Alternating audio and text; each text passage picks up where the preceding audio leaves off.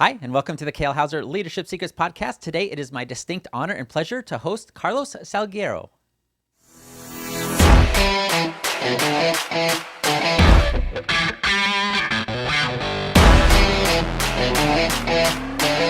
Hello, everybody, and welcome back to the Kale Houser Leadership Secrets podcast. Thank you so much for joining me. I am Kale Houser. Hey, as I've been promising, we have an amazing guest today, Carlos Salguero. He is the president and founder of CS3 Investments that focuses on multifamily real estate investment. Carlos, thank you so much for joining me today. I am super stoked to get to hear from you and what you've got going on.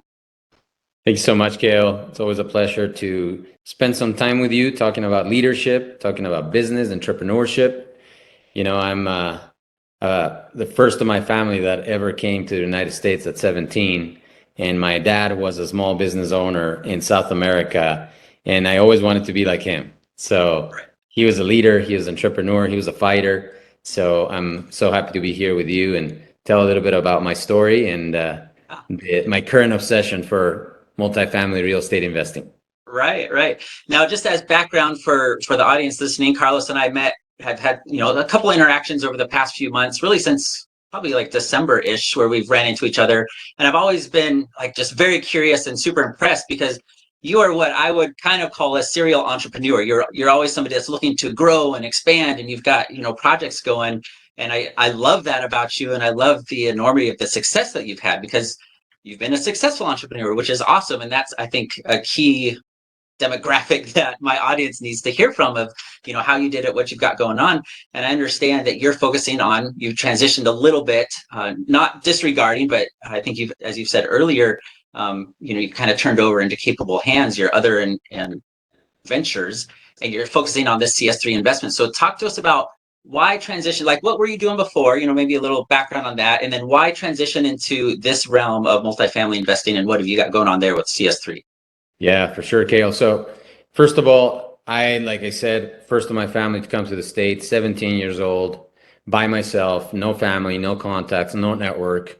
I find myself going to school in Pueblo, Colorado, at the University of Southern Colorado. I spent 5 years there, got my business degree, got my master's degree in engineering.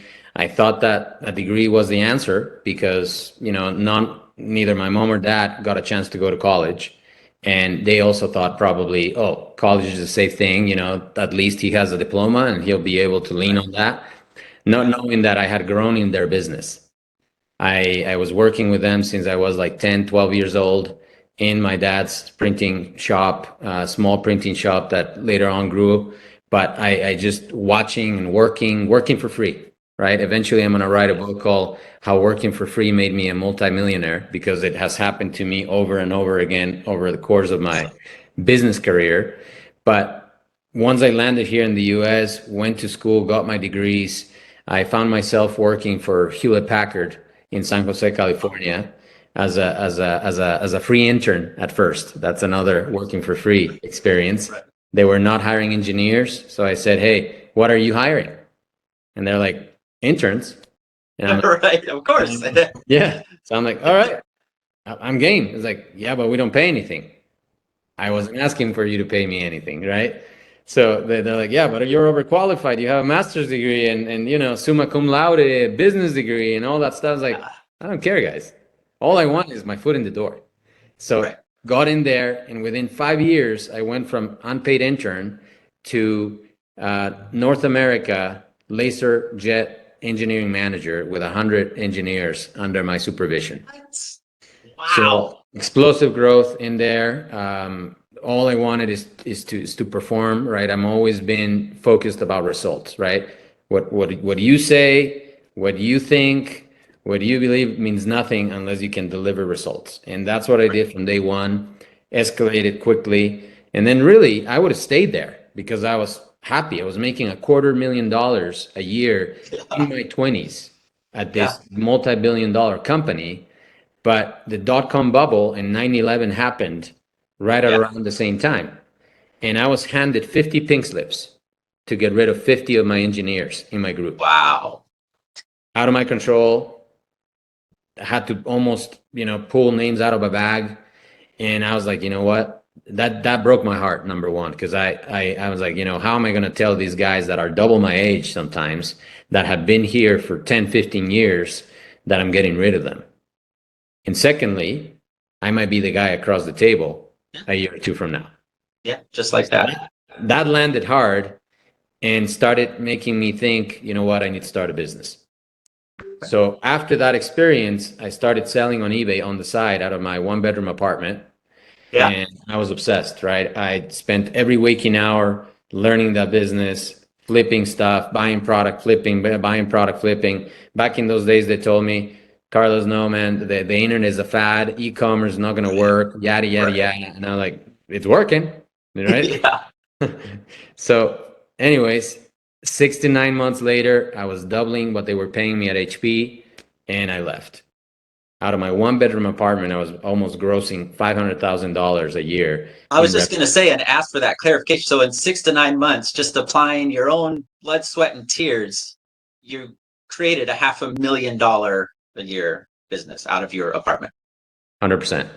Wow. I didn't even believe it, right? But all I knew is that this is working. I need to hone in. Now my job was a distraction, walked away. Yeah. Get rid of this $250,000. Yeah. Forget that business. Yeah. Yeah. Plus I didn't see security there because of what I just told you before. Yeah. So anyways, I exit, moved back to Colorado. My mom had moved to Colorado by then, rented a room, rented a basement, rented a garage from my mom to put on my junk. And then 2 weeks later, I hired her. She was my first employee, my mother, Nice. right? 2 weeks later, I hired my stepdad, second employee, met my wife shortly after. 6 months later, I was married, and she was my third employee. Right? Nice. And that's how these things. Now you didn't marry her to seal the employment contract, right? That was just the side benefit. That just was great. To be clear. Yeah. Gotcha. Yeah, that was gravy. That was like, man, I found this woman that is super hardworking. She was working for Comcast at the time, felt very secure in her job, and I guess at some point I was good at pitching her that there's no security in job security. Yeah, And sure. and then she joined me in this crazy idea of building a multi-million-dollar business that wasn't a multi-million-dollar business, right? Because we were still out of the garage. Yeah. So after that, fast forward 15 years of grind, man, just grind. We rented a little warehouse. We hired more employees. We had good years. We had bad years. We had good deals, bad deals. 15 years without a mentor, right? I got a lot of good stuff from my dad as far as grit and persistence and grind and just never quitting. But the one habit I picked up from my dad was that I was trying to do it by myself. Right. I was trying to be that guy that bootstraps it, no leverage, no partners, no mentor, and that costed me dearly. So 15 years it took me to take the business to, a couple $1 million, $2-3 million, and then I started seeing, man, this is not growing fast enough, right? So I actually started learning the Amazon business at the time too. Okay. I joined a mastermind to learn more the Amazon business, a mentorship, paid $25,000 for a mentorship, then paid $100,000 to be part of a mastermind. And that is the year that my business went from, a couple $1 million to $10 million plus in revenue in 1 year. Wow. And was the catalyst also for me to start a supplement brand that later on in June 29 of 2020 on my birthday, I sold for over $20 million. That's pretty good returns doing the math on that $125,000 investment, right? 100%, but I was scared. Yeah. All day, every day. Right? I was like, man, this money, it has taken me so much time to make it. Yeah. I'm giving it to somebody that has the results, and that's the key there, man. It wasn't just anybody. It was people that had real results that could teach me and shortcut my time. So basically, think about this. It took me 15 years to be like at the $2 million or so mark. It took me about 24 months to go from that to 10 million. And then it took me another 18 months to go to 8 figures, right? So all because I was starting to lean on people that could teach me things that I could never learn on my own in that short amount of time. Right. Yeah. Yeah. And I hope if you didn't pick up on that, rewind for a little bit. Those of you that are listening to this right now, that timeline that Carlos is talking about and the acceleration factor of putting the right people in your life. And that's all it is. It's the acceleration factor. Because I have no doubt, and I think anyone listening to you has no doubt you would have gotten there yourself. If you'd have continued to just be like, I'm Carlos, I'm tackling the world by myself, you would have, by your own sweat, blood, and tears, by the time you were 70 or 80 years old, you'd have gotten there. But that accelerant that you added by getting yourself in those right environments and with the right people is just what absolutely exponentially blew your business and your life up. 100%. Yeah. And just to kind of put the cherry on top, Kale, when I got that exit, I found myself very liquid. Right. And then I went back to where I started thinking, what are the good investments that I've made in this last 20 years or so of my business life? And I went back to some of my real estate investments, right? When I was in the grind and we were going from a small warehouse, 2,500 square feet warehouse, I started shopping for my own warehouse because I found myself paying for everything, paying for rent, paying for insurance, paying for property taxes, paying for everything. So I was like, I might as well buy something. And 10 years ago, I bought a building for my business for $800,000 that now 10 years later is worth $9 million, right? So the real estate really was that one thing that without me grinding kept growing under my feet. Right? While I was building these businesses, the real estate kept churning along, gaining value. So I'm like, you know what? I'm not going to make the second mistake that my dad made, which was he was in a business for so long. He also built an industrial complex for his business. And in the last 20 years of his life, the business didn't take care of him. He liquidated the business. What took care of him in the last 20 years of his life was this real estate complex that he built that cash flowed for 20 years and gave him a good life in the last 20 years of his life, right? Had he refocused along the way to focus on the real estate, man, he would have died a very, very wealthy man, right? So I was like, you know what? I'm going to correct course.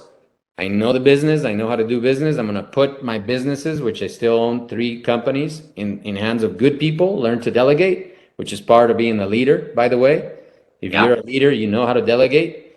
And I'm going to focus now on the real estate. And in just the last year alone, Kale, I've gone from 7 units to 1,000 multifamily units in 12 months.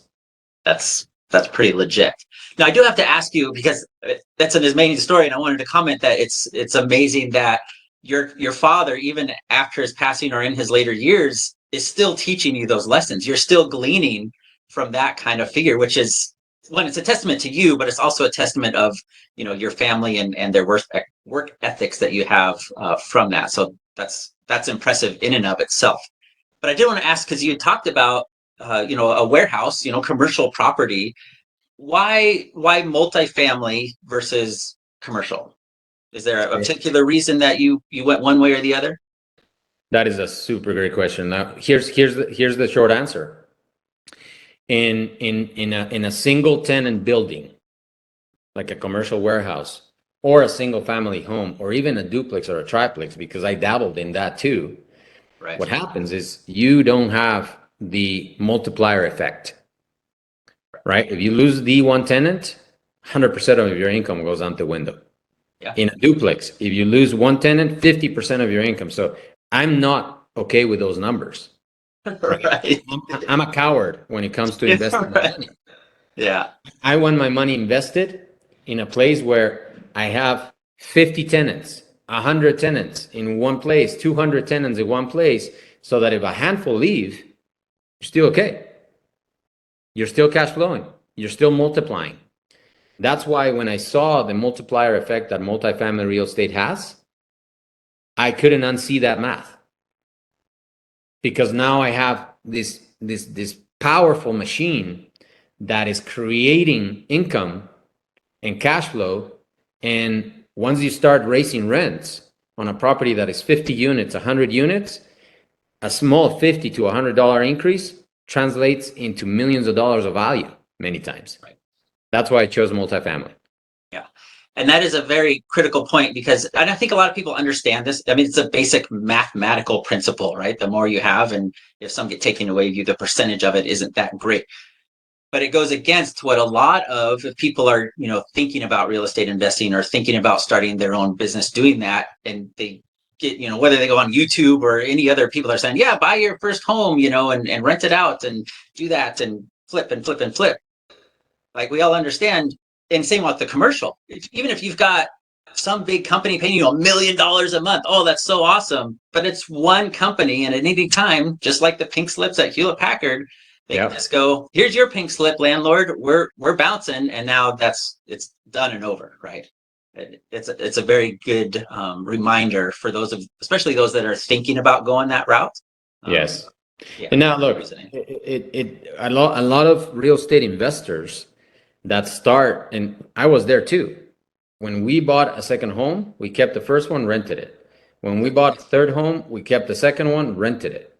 Yeah. All good and dandy until my wife was coming in the middle of the night saying, man, the tenant just called me. We need to go right now. And I had to leave my bed at midnight, go fix something. And so that experience was like, you know what, I'm not doing this anymore. There's got to be a better way. And that is what discourages most people in acquiring bigger, because they translate, oh, if I'm having all this trouble with the one home or the one duplex, that means in a big deal, I'm gonna be drowning in challenges. What they fail to see is that in a big deal, the deal cash flows so much more that it takes care of a professional property management company that basically puts distance between you and the deal so that your time is not compromised to go take care of those things. And you have a manager that is fully proficient, taking care of everything for you. And that's the big step up, right? Of growing from small multifamily, like duplex or a single family or whatever, to a 50-unit deal where now I have a manager that takes care of everything and I'm just managing the manager, which is little time in comparison. Right. Yeah. And you no longer are, plumber Carlos and electrician Carlos and advertising to find new tenants Carlos and all those things. Yes. Yeah. There's that breaking point. Yeah. I love it. Now I want to talk a little bit, because certainly there are challenges, right, that you run into, and you get on this roller coaster, and as with anything, there's ups and downs. And what have been some of your unique challenges, presumably, that you've gotten over as you've gone on to this journey and shifted your focus towards that? Look, the learning curve is always something that you're going to have to face when you're pivoting. Right.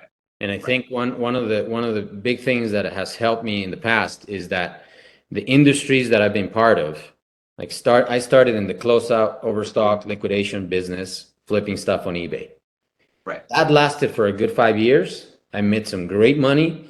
I had a couple deals that went south on me, but I made some good money. But then I started noticing the industry, the margins collapsed because it was getting competitive. Now everybody knew how to sell online. All of a sudden, everybody was a liquidator. All of a sudden, everybody was an e-commerce retailer. So when that happens, the market gets saturated, the margins shrink, and there's colleagues of mine that actually went down with the ship. I was like, you know what? I'm seeing this happen in front of my eyes. I need to switch to a different thing. And you know what? I saw my dad doing the same thing, switching, because when he was in offset printing, if you guys are familiar with printing, there's these big train-like machines, big chunks of metal that print on paper with plates and heavy machinery. That industry migrated to digital printing, where now you could have a machine that is the size of a desk doing exactly the same thing a lot faster with less setup, right? So he saw the writing on the wall. That's when he exited the printing business. I pivoted from the closeout business to now selling my own brand on Amazon, right? So that was the first pivot. The second pivot is I went and flipped to something consumable, nutritional supplements. Yeah. People will buy from me every single month, right? So I started pivoting. Now, many people know one thing and then they're scared of the next learning curve. The thing that has helped me a ton, Kale, is my philosophy is I'm always a student. I'm always learning. I will never cease to be a student. So I know for a fact there's people that know more than me, and I am humble enough to still receive knowledge from everybody. So that helps me stay on the cutting edge, because I'm never of the opinion of, I know it all, or I've done that, seen that, been down that road. So many sayings that people say when they think they know it all, and they just limit themselves and they become obsolete eventually. So the key is, don't become obsolete. You have to renew your mind consistently, because there's always new trends, there's always new information, there's always new edge. And if you're of that spirit of receiving knowledge and putting it to work right away, you won't fail. You'll still win.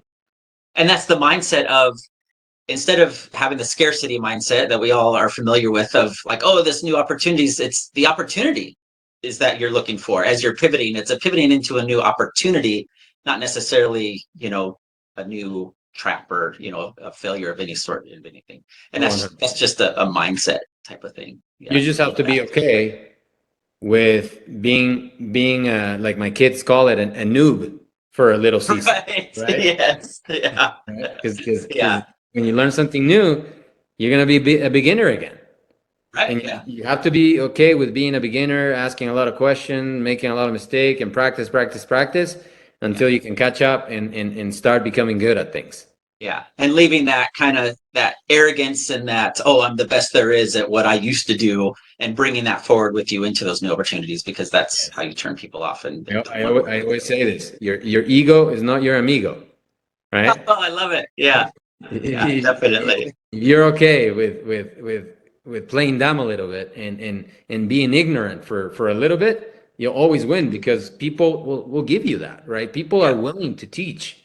And contrary to most people's opinion, successful people with results are the ones that are usually most willing to give you the info and the intel and say, hey, yeah, here it goes. They're not like, they're not really the mindset of scarcity, like you said, where they're guarding all that stuff. Hoarding, yeah. Abundance. We believe in abundance, right? I want everybody to learn this. And you're the perfect example. Like, here you are, uber successful, and you are here on my podcast that is, unrated and all those things, and you're willing to donate your time to help not only me but my audience, open their eyes to a new type of world and stuff out there. So thank you for that. I do appreciate it. My pleasure. I do want to ask, because I ask all my guests this, and you may or may not have opinion on this, and there is no right or wrong answer. It's purely your experience. What is your thoughts on the difference in a business sense between a manager and a leader? That's, whether a business owner or in that sense. Kale, I live by this motto. Leaders don't ask permission to lead. Oh.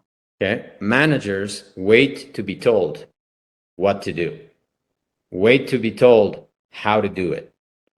Leaders go, take action, and figure out as they go and as they commit.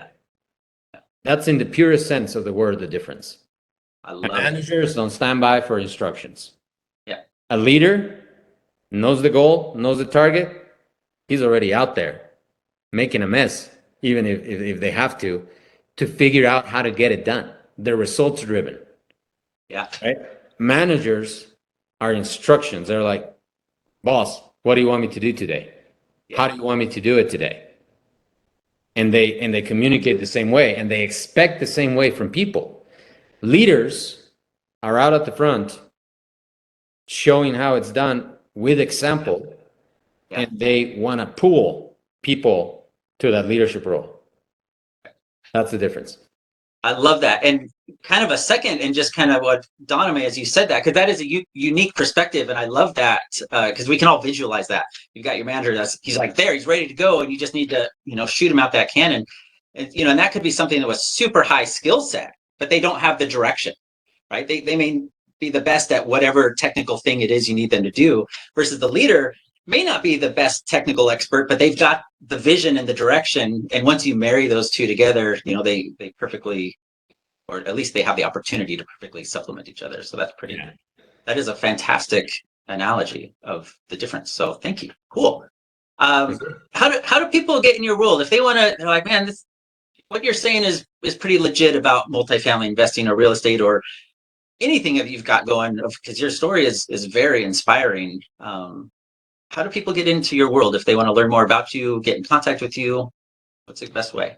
Look, I am consistently putting information out there about my journey in multifamily real estate. Instagram is probably the easiest way. I am Carlos 10X. That is my handle.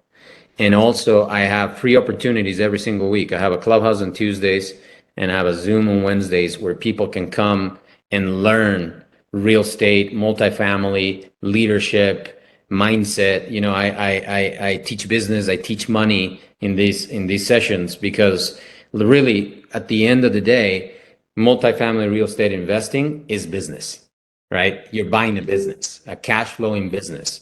And if you learn how to approach it that way, you're going to have a lot more success. Remember what I told you? I've gone from 7 units to 1,000 units in a period of 12 months because I didn't approach it like I'm acquiring property. I approach it as I'm acquiring a business that has to be optimized, where the revenues need to be maximized, where the expenses need to be optimized. And just in one of our properties, right? I bought it for $21 million. Inside of 5 years, that property is going to be worth $40 million with what we're doing with it. So, you know, if you want to explode your net worth and learn real estate, just connect with me via Instagram. Go to my website, iamcarlos10x.com. Same thing. Get on our list, get all our invites, and hopefully we get to meet each other soon. Yeah, absolutely. And everybody, there will be links to Carlos's social medias and his websites in the comments below. Make sure that you visit his and get involved in his world and start picking up more amazing things that he drops throughout as he's going on his journey. Carlos, thank you so much. Any last things, big projects you've got coming up that you want to make sure my audience is aware of? What's coming up for you in the near future? Kale, it's been a pleasure. I have $50 million of multifamily real estate in my pipeline right now, signing a contract for a $10 million property this week. I just got off the phone this morning for another $47 million acquisition, and I'm flying tonight to go walk a 70-unit property in Little Rock, Arkansas. So I told you at the beginning, I'm obsessed, right? I'm getting this thing done no matter what, because not only I am accountable to myself, which is who you should be always accountable to, but when you broadcast your goals and your vision to the world, in this case, this podcast, your partners, your investors, your friends, your family, what that does is creates ultimate accountability for you. Yep. If you meet people where you don't know what their goals, what their target, what their vision is, it means that they probably haven't sold themselves first on where they're going. Because I am completely and absolutely sold on the goals that I shared with you at the beginning of the podcast. And right now, so much so that every single human being that comes in touch with me and creates conversation with me, by the time that conversation ends, I've already told them what I'm about and where I'm going, right? Yeah. My kids know it. And if my kids know it and remind me about it, I cannot disappoint them. So that's really what I recommend for people. Become ultimately accountable to your goal, your target. How do you do that? Start telling people about it so that they can pick you up on your BS if you deviating. Yeah. I thought you said you wanted to lose 100 pounds. Why are we going out to donuts for breakfast on Sunday morning, right? Yeah, absolutely. Yes. Yeah, and I think too, people are seeing that just from this short interview we've done together of how genuine you are and the reality of what your goals are and the direction you're going, and that you do want to bring people with you. You're not there just to be like, oh, I want to be a billionaire, for myself and my own edification. You want to create this team and this environment and this community to be successful all together. That's legit. So true. One last thing. Oh yeah, go ahead. Yeah. Go ahead. If you don't bring people along, it's selfish. Yeah. Because there's people out there that unless you tell them, they won't wake up to the idea, right? Yeah. I have a guy that met me in a plane a week and a half ago, and I asked him about the book that he is reading. Now he's in my mentorship program, learning about investing in apartments, and he's so excited. His life is changing, right? Before my eyes, his life is changing. He's been working for 20 years for a car dealership as one of their top mechanics. Very talented guy. Yeah. Wife also incredibly talented. They've been in the treadmill for 20 years and they needed some help. And he's like, Carlos, man, meeting you has been divine intervention. They're learning and they're like just taking it all in, making, asking the right questions. I have no doubt in my mind that inside of a year, they will own a 50 plus unit apartment complex. That's awesome. And I bet you that is not a unique story in your world. I'll bet you that is just one of many, many examples that we could spend the next 3 days on this podcast talking about. That 100%. That is awesome. But because you mentioned about family and business, I want to kind of secure you, put a little bit on the spot for a future episode where we discuss the uniqueness of family business and stuff. So I'm hoping in the near future, maybe next couple months, that I can have you on again and we can kind of go into that uniqueness if that's something you're willing to talk about. Because as with anything, pluses and minuses, that would be cool. My family is everything to me. My kids, my 3 kids. The CS3 Investments has a 3 in them. That's for my kids, right? My wife, right? She's my ultimate why. That's the one person I could never stand disappointing ever and not remaining accountable to. So family is, everything to me. So I love to do that and share to the world that, family is my number one thing. And it's the reason why I've been so successful. Cool. I love it. I'll hold you to it. If we put it out to the world, so it's going to happen, right? Let's go. Well, Carlos, man, I've gotten a little bit of chills throughout several of your, as you've been talking about the things that you've done and the things you're doing.